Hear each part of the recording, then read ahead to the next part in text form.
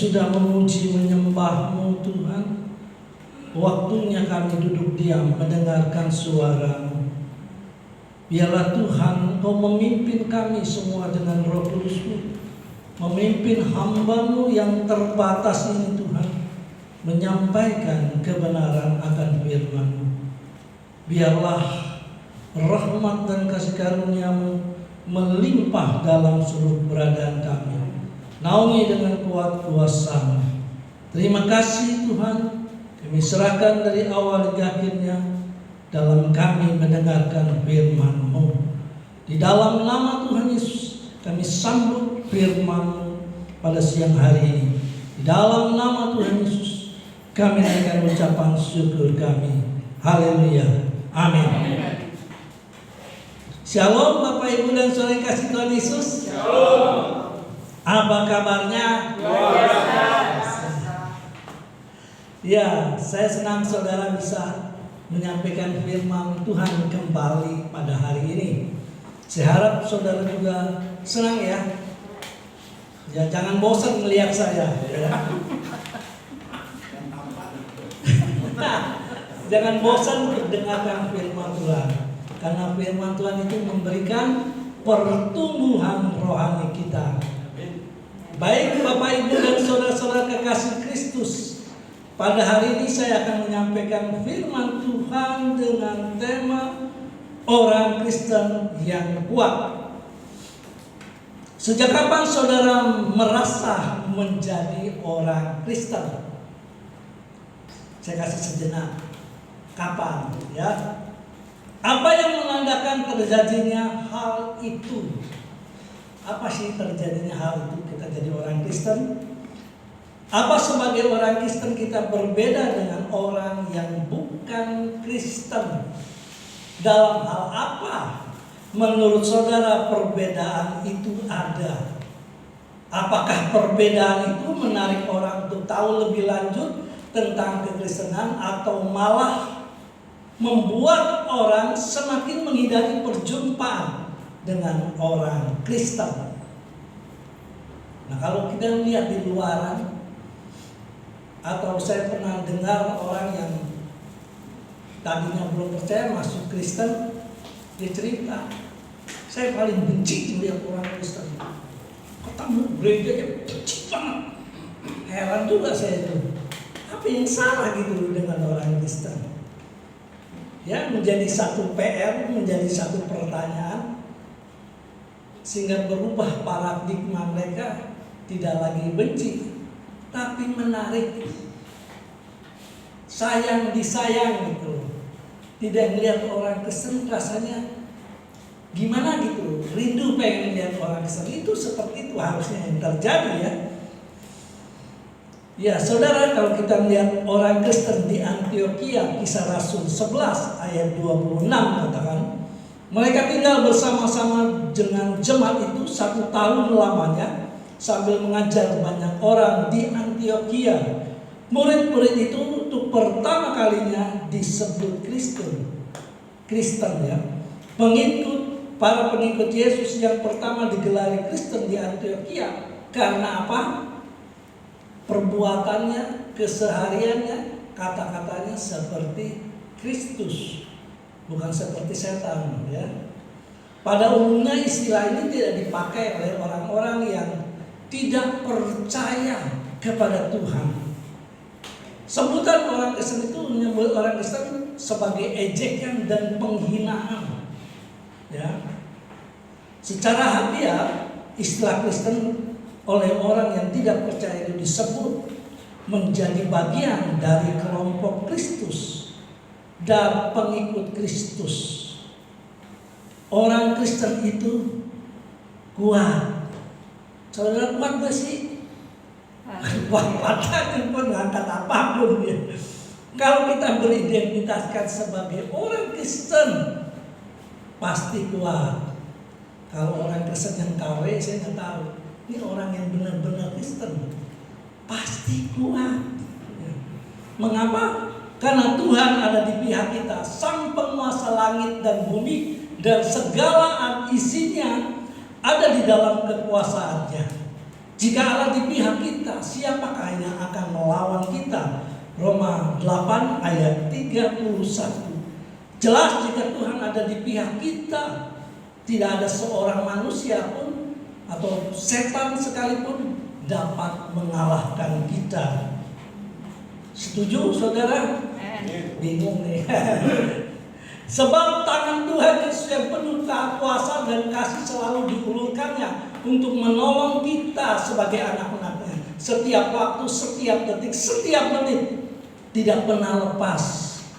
Karena itu orang Kristen kuat dan menang dalam menghadapi kehidupan kita. Ya. Nas firman Tuhan yang menjadi khotbah saya pada hari ini, saya buka di dalam Mazmur 62 ayat 3. Mazmur 62 ayat 3. Ya, sudah kita baca, saya baca. Hanya dialah gunung batuku dan keselamatanku, kota bentengku, aku tidak akan goyah. Daud berkata, sudah berkali-kali Tuhan menjadi demikian bagiku. Di dalam Tuhan telah menemukan tempat perlindungan, kekuatan pertolongan.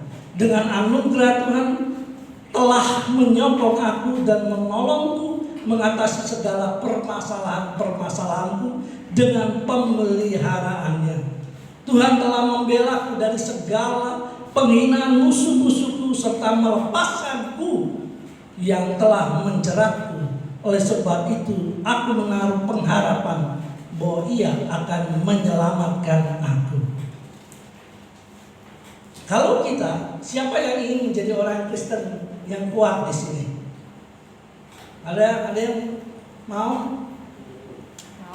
Berapa nih? Masih ragu ya. Kalau kita ingin menjadi orang Kristen yang kuat, jelas dong. Tuhan Yesus yang hidup, yang besar, yang berkuasa itu harus ada di dalam hidup kita. Setuju? Ya. Jadi apa yang harus dilakukan oleh orang Kristen? Yang pertama, jadikan Yesus gunung batu kita. Mazmur 62 ayat 3 katakan, hanya dialah gunung batuku dan keselamatanku dan kota bentengku, aku tidak akan goyah. Mazmur 62 ayat 3 katakan, kalau kita menjadikan Yesus gunung batuku, maka kita tidak akan goyah. Maksudnya, aku tidak akan mati dan binasa. Bisa saja aku tergoncang, tetapi tidak akan tenggelam, atau hatiku tidak terusik dan gelisah. Bisa saja aku menjadi ketakutan, tetapi tidak akan gentar sampai tertegun, apalagi kehilangan kendali atas jiwaku. Bisa saja aku kebingungan, namun tidak putus asa. Mengapa demikian? Karena Yesus gunung batu kita. Gunung batu dapat diaplikasikan sebagai tempat perlindungan. Yesus gunung batu kita. Dialah Yesus penjaga kita.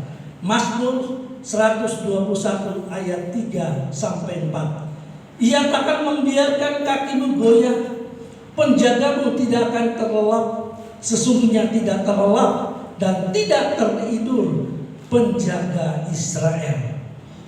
Ya, saya pernah dengar khotbah seorang hamba Tuhan. Dia katakan, Tuhan itu seperti satpam. Satpam itu lelah, beda sekali dengan penjaga. Ya. Kita bersyukur karena memiliki Tuhan Yesus yang sangat baik, terbaik, ajaib, maha kuasa, maha luar biasa. Semua orang percaya yang berlindung pada Tuhan Yesus sebagai gunung batunya patut bergembira dan bersukacita. Karena apa? Tuhan Yesus itu menaungi kita dengan sempurna, perlindungannya yang hebat dan dahsyat. Kalau kita lihat seorang presiden, pejabat tinggi negara, atau artis, bisa saja mereka punya pengawal yang bersenjata yang menyertai mereka kemana saja. Atau orang kaya boleh-boleh saja memiliki satpam yang berjaga-jaga di rumahnya 24 jam. Tetapi pertanyaannya, Apakah dapat bisa menjamin keamanan mereka 100%? Jawabannya tidak. Sebab para pengawal mereka adalah manusia yang terbatas kekuatan dan kemampuannya. Tuhan Yesus adalah penjaga yang tidak pernah terlelah.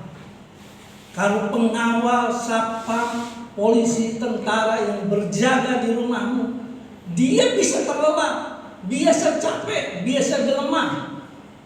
Tapi Tuhan Yesus, penjaga kita itu 24 jam tidak pernah terlelap, tidak pernah tertidur. Dia menjagai dengan matanya kemana kita pergi, kemana kita berada. Makanya jangan main-main kita melakukan yang tidak benar. Tuhan tahu, Tuhan lihat. Mungkin kita bisa tersembunyi, tapi di hadapan Tuhan tidak tersembunyi. Dia selalu berjaga, mengawasi seperti biji matanya. Dia terlalu sayang kepada kita. Tuhan Yesus adalah Tuhan di atas segala Tuhan yang maha tinggi dan maha kuasa. Tuhan Yesus tidak terbatas kekuatan dan kemampuannya. Kalau manusia terbatas kekuatan kemampuannya, dia mudah capek, mudah lelah, mudah marah. Tetapi Tuhan Yesus tidak terbatas kekuatan dan kemampuannya. Dia selalu memperhatikan, dia selalu peduli. Dia tidak pernah lelah memperhatikan kita. Maka sungguhlah tepat Tuhan Yesus jadi gunung batu kita, tempat perlindungan kita yang teguh. Jangan ragu dan bimbang menjadikan Tuhan Yesus sebagai gunung batu kita, perlindungan kita. Percayalah. Saudara percaya? Amen. Saudara mau? Mau. Ragu juga ini. Kalau kita mau menjadikan Yesus gunung batu kita, maka kita harus melekat kepada Tuhan Yesus Kristus. Mazmur 91 ayat 14 katakan, sungguh hatinya melekat kepadaku, maka aku akan meluputkannya, aku akan membentenginya, sebab ia mengenal namaku. Maukah kita mengalami perlindungan yang sempurna dari Tuhan Yesus Kristus, penjaga kita yang tidak pernah terlelap? Dia menjaga 24 jam dengan matanya. Kalau kita mau, kita harus melekat kepada Tuhan Yesus. Melekat artinya menempel benar-benar, sehingga tidak mudah terlepas. Contoh, saudara pasti punya daki. Kalau daki itu, kadang gatel, dia harus dibersihkan dengan sabun begitu rupa sampai menempel. Sukar banget untuk dibersihkan. Ya, demikianlah seharusnya hidup orang Kristen yang melekat kepada Tuhan. Melekat di dalam segala keadaan, baik dalam keadaan susah maupun dalam keadaan baik, tetap melekat kepada Tuhan. Terus menempel dengan kuat, tidak mudah dilepaskan oleh apapun yang terjadi dalam hidup kita. Ya, banyak kan orang Kristen, nih anak-anak muda nih, begitu ditinggal pacar nangis, bahkan mau ke gereja lagi, baru tinggal cewek aja udah kayak gitu. Harus melekat kuat ya. Jangan sekali-kali kita melepaskan pegangan kita dari Tuhan Yesus. Sebab di luar aku kamu tidak dapat berbuat apa-apa. Yohanes 19 ayat 5b. Jangan kita melepaskan Tuhan Yesus dalam hidup kita. Bagi yang jomblo-jomblo di sini, saya termasuk jomblo di sini ya. Ketika ada cewek yang cantik, bukan luar biasa, punya harta bagus, seorang deketin dia, cewek itu bilang, aku mau jadi suamimu. Aduh, terkewer-kewer kitanya saudara. Dia, maukah abang jadi suami saya? Bingung. Mau. tinggalkan iman. Ayo apa lo di sini nih? Lo. Saya terus terang yang kemarin tuh ada loh. Tapi ini anak Tuhan. Ya. Tapi ini anak Tuhan, saudara. Dia suami sudah meninggal. Kalau di WA sama saya ketemu, manggil papi, lagi ngapain? Papi, mami suka, papi mau nggak suka? Mau nggak papi jadi suami saya? Aduh, saya pusing.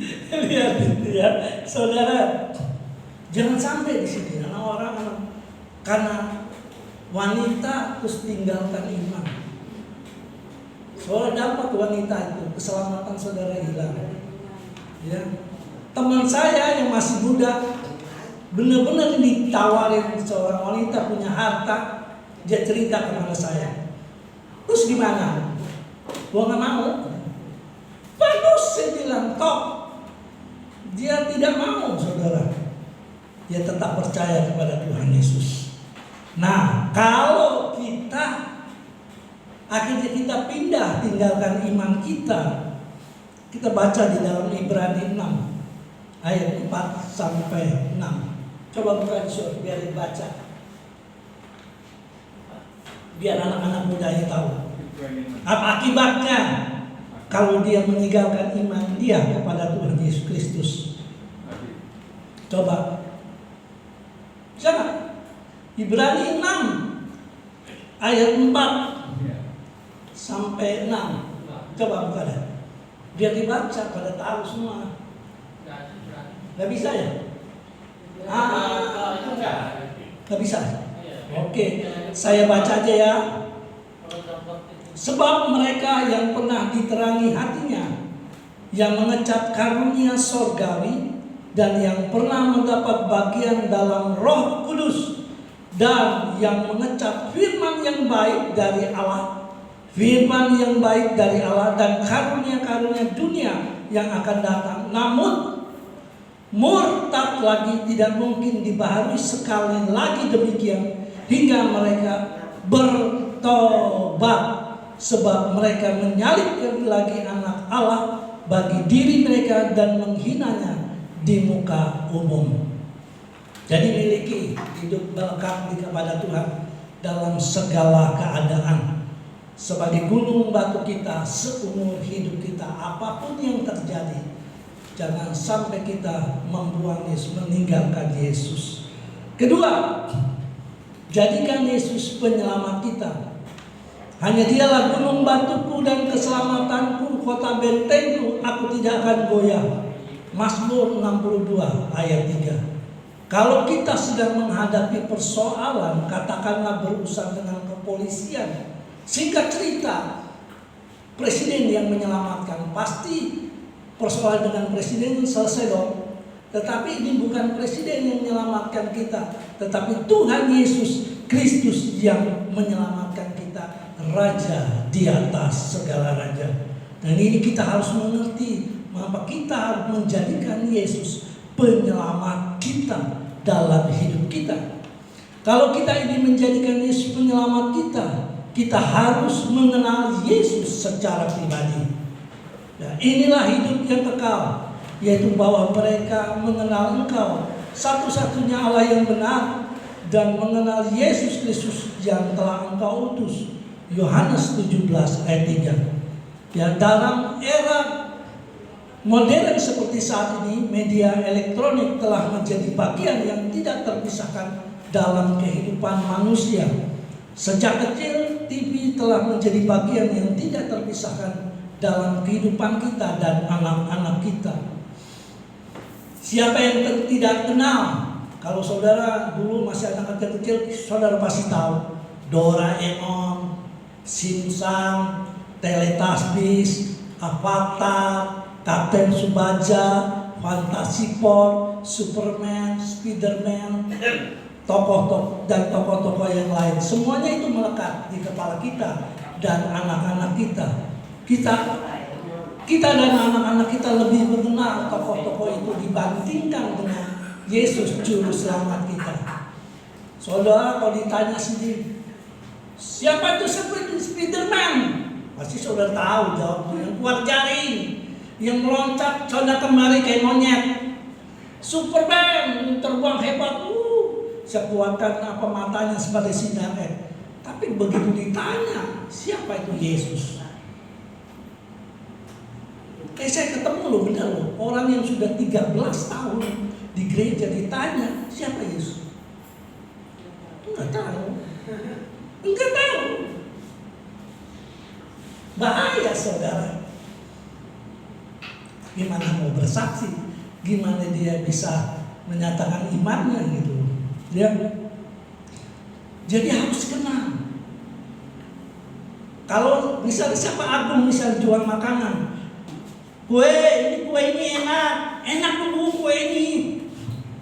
Tapi kamu ditanya enaknya kayak gimana nggak tahu karena nggak pernah nyobain, nggak ngerasain. Ya bohong gitu loh. Saudara nggak pernah ngerasain, nggak tahu.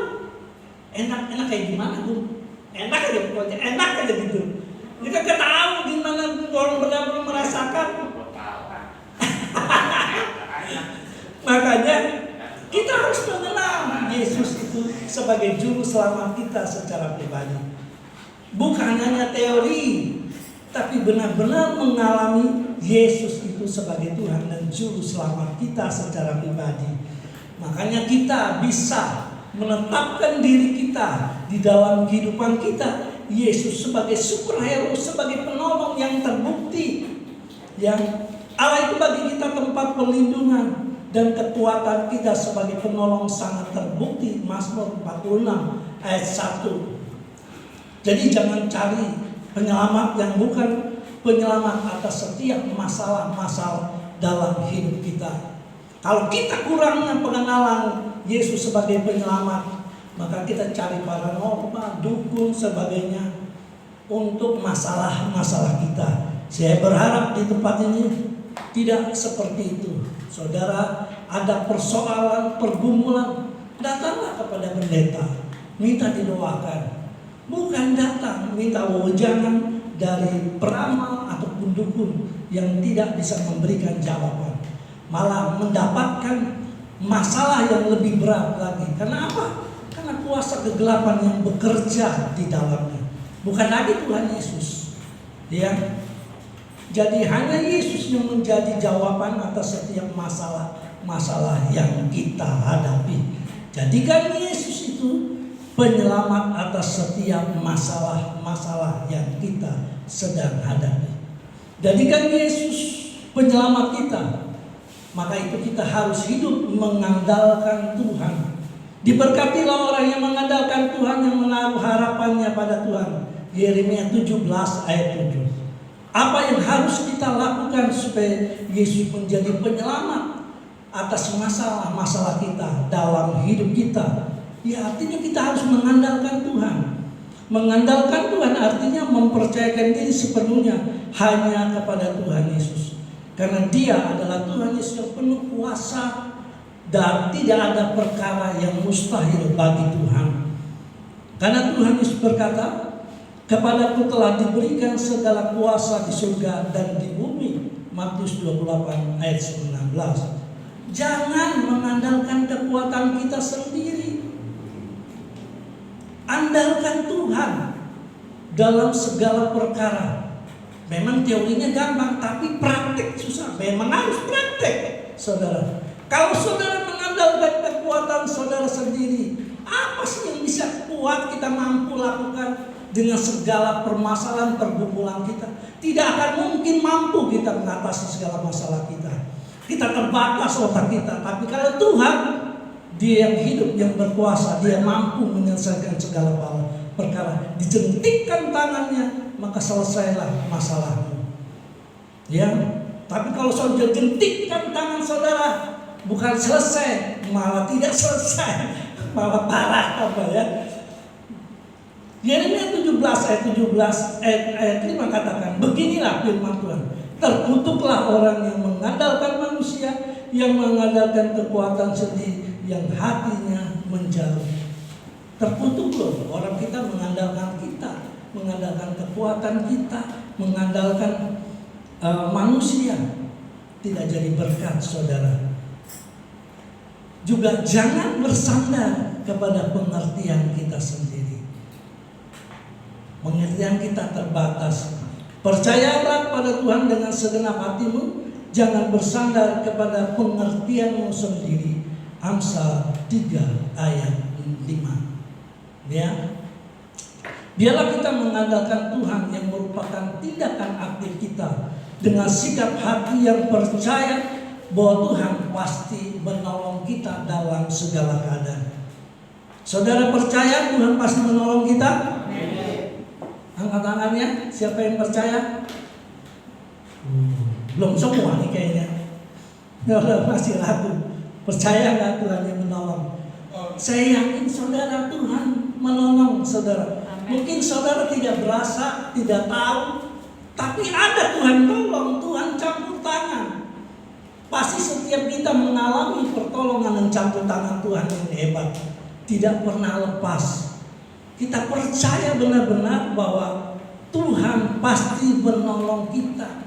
Hanya waktunya itu ya tidak sama dengan waktu kita, kehendak kita, keinginan kita. Tapi waktu Tuhan adalah waktu yang terbaik buat kita. Maka itu kita harus percaya dengan Tuhan dengan sepenuh-penuhnya, percaya pada pertolongan Tuhan Yesus. Kita harus mengandalkan Dia, Yesus yang menjadi penyelamat kita. Ketiga, jadikan Yesus kota benteng kita. Hanya Dialah gunung batu kita dan keselamatanku, kota bentengku, dan aku tidak akan goyah. Mazmur 62 ayat 3. Jadikan Yesus kota benteng kita. Kota benteng itu dapat diaplikasikan sebagai tempat perlindungan, kubu pertahanan. Dengan kata lain, Yesus nanti siap sedia menjaga kita dari segala serangan musuh-musuh kita. Musuh-musuh kita siapa? Bukan manusia, darah dan daging. Musuh-musuh kita adalah kuasa-kuasa kegelapan. Karena perjuangan kita bukanlah melawan darah dan daging, tetapi melawan pemerintah-pemerintah, melawan penguasa-penguasa, melawan penghulu-penghulu dunia yang gelap ini, melawan roh-roh jahat di udara. Efesus 6 ayat 12. Yesus bukan hanya melindungi dan menyelamatkan kita, tetapi Yesus juga mencegah hal-hal yang jahat itu mengganggu kita. Hebatnya luar biasa. Tuhan Yesus bukan hanya menyelamatkan, tapi menjaga, melindungi dari setiap si jahat yang selalu mengganggu kita. Yesus kota benteng kita, senantiasa menjaga kita dari serangan iblis. Maka percayalah dengan sepenuh hati. Percayalah kepada Tuhan dengan sepenuh hati, jangan bersandar kepada pengertianmu sendiri. Amsal 3 ayat 5. Percaya sepenuh hati artinya tidak setengah-tengah, tetapi percaya sepenuh hati. Ya, seperti kalau kita angkat tangan seperti ini, berarti setengah. Kalau begini full benar-benar kita full heart. Ya, full heart. Saudara, Tuhan menjaga kita, melindungi kita. Bukan hanya sebatas itu, tapi Tuhan juga memperhatikan kita, melengkapi kita dengan kuasanya yang hebat itu dalam hidup kita sebagai orang percaya.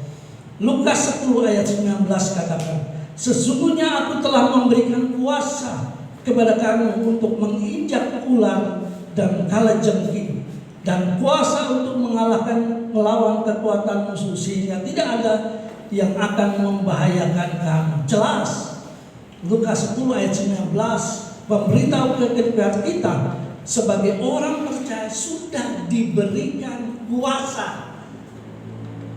Saudara tahu nggak? Saudara percaya nggak? Kuasa itu sudah diberikan kepada saudara. Ya, kuasa. Kata kuasa disebutkan 2 kali di ayat di atas.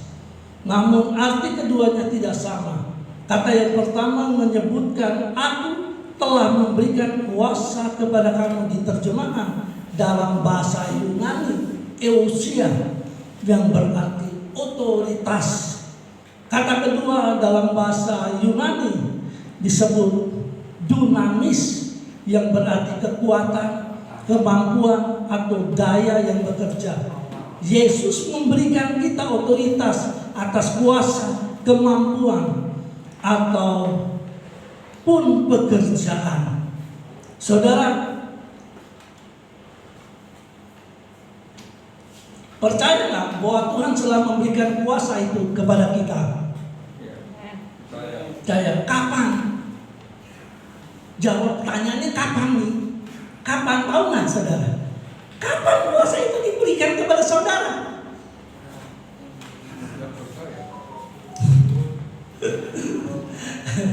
Kapan kuasa itu diberikan kepada saudara?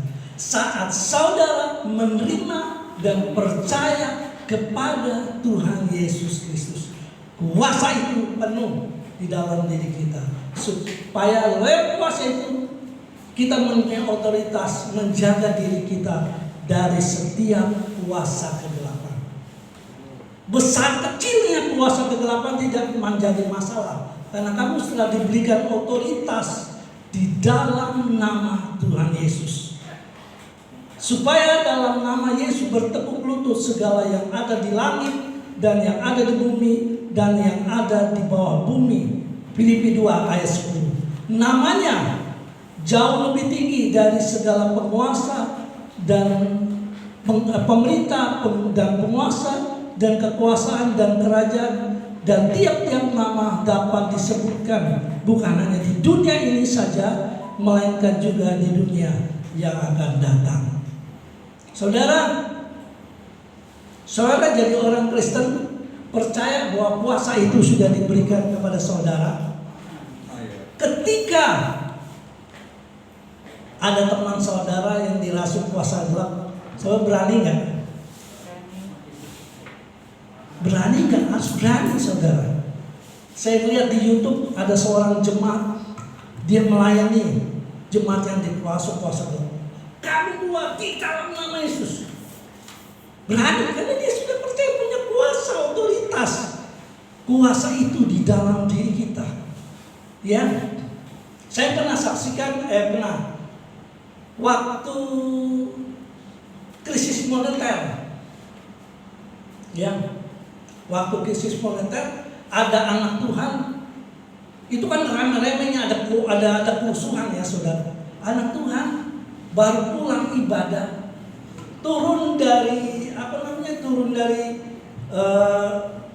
becak, tahu nggak, dikerumunin sama orang-orang tuh yang mau nangkap dia. Dia bicara, dia bilang apa? Dalam nama Yesus. Pada kaku orang semua, saudara. Itu kuasa yang diberikan oleh Tuhan untuk menjaga dan melindungi kita. Apalagi kita ini sudah jadi anak Tuhan, sudah berapa tahun, kita harus percaya otoritas itu, nama Tuhan Yesus ada di dalam kehidupan kita secara pribadi. Ya, jadi harus berani ya saudara. Jika ada orang yang kerasukan, berani melayani. Jangan tunggu Pak Wanto, jangan tunggu Jamie.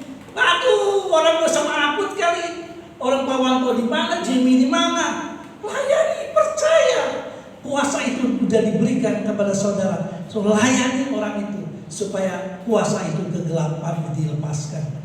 Kalau kita percaya, kuasa kegelapan itu takut dalam kehidupan kita sebagai orang percaya. Bukan hanya itu, juga otoritas atas mereka, atas iblis dengan darah Yesus, dan mereka mengalahkan dia oleh darah anak domba dan oleh perkataan kesaksian mereka, karena mereka tidak mengasihi nyawa mereka sampai ke dalam maut. Ya. Wahyu 12 ayat 11. Darah Yesus adalah darah yang kekal, darah yang kudus, satu kali untuk selamanya. Darah Yesus adalah darah yang tidak berdosa dan darah yang tidak binasa, kekal, berkuasa, mahal, yang mengalahkan iblis. Darah itu berlaku pada masa lalu, pada masa kini, dan masa yang akan datang. Selama-lamanya darah Yesus itu berkuasa, tidak pernah hilang, saudara. Saya saksikan seorang anak teman saya masih muda, waktu dia punya kontrakan, bapak ini pernah ngontrak dia, saudara. Singkat cerita, bapak ini pulang ke kampung. Pokoknya dia mati, dia meninggal. Itu datang ke rumah teman saya, teman saya tuh namanya John. Dia datang, John, saudara dipanggil kayak gitu takut, berani ngadepin pasti lari, saudara. John, bener suaranya. Saya bilang kok bener? Iya, suaranya. Terus apa? Buat teriak, darah Yesus. Hilang, saudara. Ya, kalau kita percaya kuasa darah Tuhan Yesus dalam nama Tuhan Yesus itu, setan iblis dia takut, saudara. Ya, saya pernah di Facebook ada kumpulan orang Tionghoa ngomong, itu ada bambu pada dilempar, terus ada macam-macam pada berkeliaran, terus ada setannya lewat kelihatan. Saya bilang sama dia, kalau amanah Tuhan sih iblis itu takut. Saya bilang, wah promosi lu, coba aja kalau berani. Saya bilang, bukan dia bisa kalahkan setan, malah dia diterkam oleh setan karena dia tidak percaya kepada Tuhan Yesus. Dulu saya belum percaya kepada Tuhan Yesus, takut, saudara. Ya, waktu di belakang rumah saya, waktu habis saya kasih makan anjing, saya ngomong, saya ngeliat pocong dua, lagi ngobrol, terus setan lari, saudara. Saya bilang sama adik saya, lihat setan, pada takut semua. Saya juga takut, saudara. Kami tidak punya kuasa. Tapi kalau kita sudah punya kuasa, setan itu takut, saudara. Gak berani, ya. Dengan darah Yesus, dengan kuasa nama Tuhan Yesus, iblis itu akan tunggang langgang. Jadi kita harus percaya dan bertindak atasnya. Kenapa? 1 Yohanes 4 ayat 4 dikatakan, kamu berasal dari Allah, anak-anakku, dan kamu telah mengalahkan nabi-nabi palsu, sebab roh yang ada di dalam kamu lebih besar daripada roh yang ada di dalam dunia. Nah, otoritas di dalam Kristus sempurna dan mutlak, tidak ada si iblis yang dapat mengalahkan kita. Tuhan sudah membentengi kita dengan kuasanya bagi kita secara pribadi. Berarti kita harus berani dan menang bersama Yesus. Bukan hanya menang melawan iblis, tetapi menang dalam setiap persoalan dan bermasalah kita. Ada kuasa dalam diri kita sebagai anak Tuhan. Maka itu kita harus menjadikan Yesus sebagai gunung batu kita, penyelamat kita, kota benteng kita dalam setiap apapun permasalahan kita. Maka kita menjadi kuat di dalam kehidupan kita, menjadi orang Kristen yang tidak gampang lemah, gampang menyerah. Dia kuat selalu dalam kehidupannya.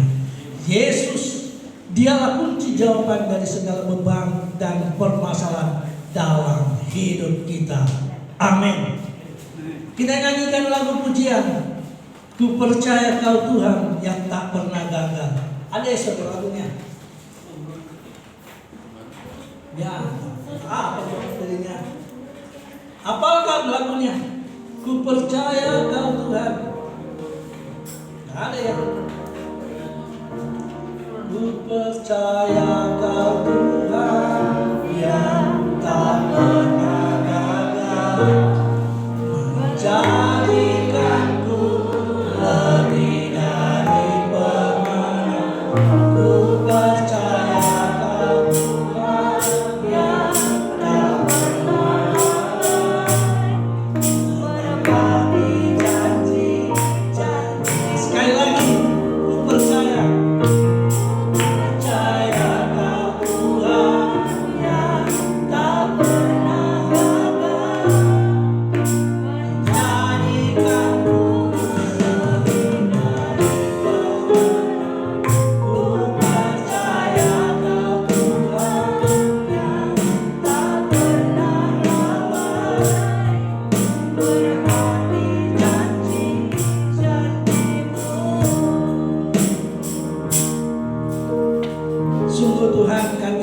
percaya Engkau Tuhan yang tidak pernah gagal, menjadikanku sebagai pemenang, menjadikan kami sebagai pemenang-pemenang dalam hidup kami.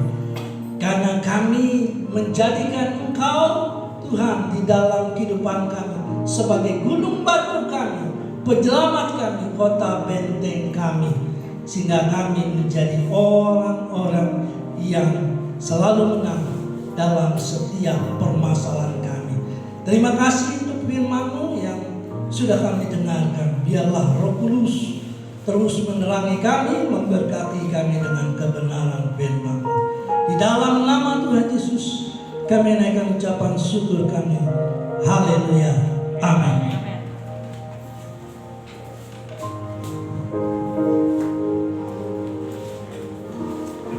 Kita berikan tepuk tangan yang terbaik bagi Tuhan kita. Haleluya.